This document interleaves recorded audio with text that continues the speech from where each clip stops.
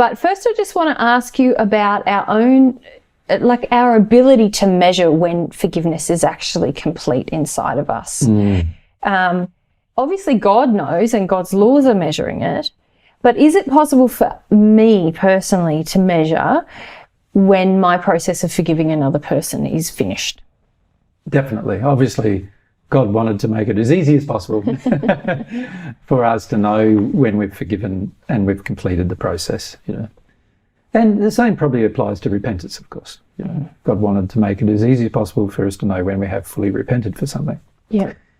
But when it comes to forgiveness, to knowing whether forgiveness has occurred is really quite simple. We have emotionally forgotten. That doesn't mean we have intellectually forgotten. In other words, we still remember the event. We can still recall the event. We can still recall all the occurrences that cause the particular emotion to exist within us, but the emotion doesn't exist within us anymore. So it's not a place of denial of emotion. It's a place where you've released emotion through experience to the point where now you've forgotten what the emotion feels like. Now, we had an example of this just recently in a channeling that we did that people may have listened to, or may be listening to. I know it's not out yet, but it will be out soon. But by the time they get this recording, it will definitely be out. And that's the channeling we did with Sonia and Amantu regarding Sonia remembering her third sphere experience. She couldn't remember the emotions. We started talking about the emotions. She said, I can't remember what the emotions were. So we had to invite Amantu, a person who was helping her, to relate. He remembered the experience she had, and we could relate some of the emotions she had it more easily than she could remember them. And that's because he was emotionally connected to helping her, so he could connect with the experiences she was going through.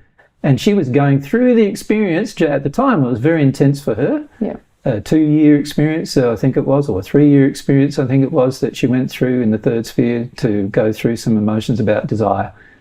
And yet, when we talked to her, now that she's in the celestial heavens, she couldn't emotionally remember. She said, oh yeah, I had this feeling. And I said, well, how does that feel like? Can't remember, right? And this is what it's like. You emotionally, when you have forgiven, you have emotionally forgotten the event. You can't recall the emotions that were related to the event anymore. You can still recall the event, but you can't recall the emotions anymore. It's like they're gone, and they are gone. When you've forgiven, they are gone. The beauty of them going is that they no longer harm you and no longer cause you to harm others. There's no driving force in you anymore that causes any harm to you or harm to others by retaining the emotion. So that's how we'll know when there's no, it's almost like... There's no resentment, there's no pain, there's no guilt, emotional charge related to the memory. But I was reflecting as you were speaking, it's almost like a lot of times, because we just spoke in our previous section about how often we're not very sensitive to things that we have to forgive. It's almost like we go through a process where we're almost in denial of what we need to forgive. So we don't even remember it very well intellectually even. But usually in that state too, we don't even remember the events either. That's what I mean. We don't remember the events. We don't really remember anything involved. Then we become more sensitive and suddenly, whoa, there's all this emotional charge within us surrounding the memories. All sorts of things. Anger, resentment, rage, fear, hatred. All sorts of things. All kinds of things, and it feels very emotionally it feels inside. Out of control oftentimes. And then, but now during that process, we're becoming more aware of the actual events. And when the sin involved, we're sensitive, becoming more sensitive to the whole process. Saying, wow, that was really off. What they did was really bad. It was really wrong from God's perspective. Which is, so we're identifying for ourselves that there's something for me to forgive. We're seeing that 2-part process that you explained earlier, that somebody wished to harm me and I have a feeling about that. And I still feel things about it, you know. And on the other side of forgiveness, you're saying that actually there's no emotional charge. However, it seems as though we're far more aware and fully informed about what the sin was towards us. Correct. And we have a more complete memory of it. So when you mention forgive and forget, a lot of people see that as a forgetting of the actual events, when actually it's more like forgive, forget the emotion, but really have a full knowledge of the events and the sin involved. Yes. Yeah. See, part of the process from God's perspective here is to help us understand sin and its consequences, whether we perpetrate it or others have perpetrated towards us.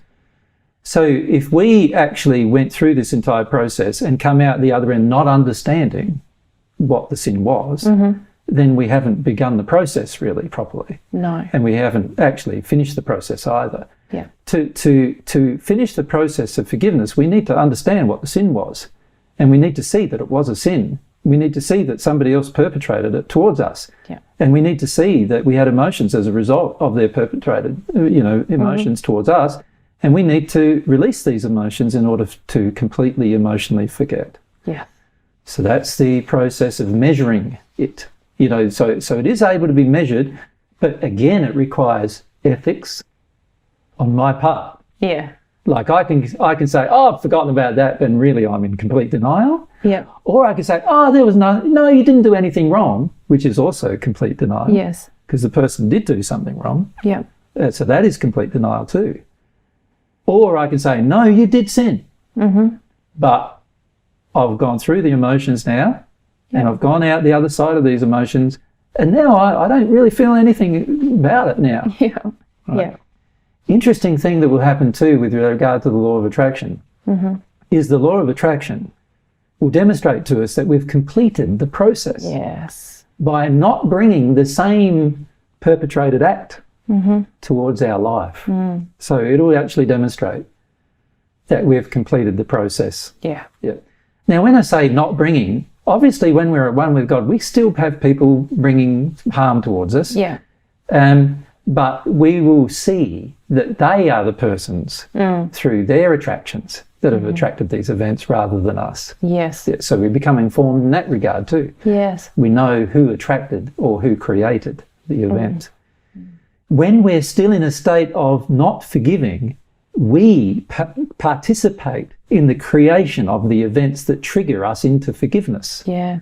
Once we've completed the process of forgiving, we no longer participate emotionally in events that are perpetrated towards us. Yeah.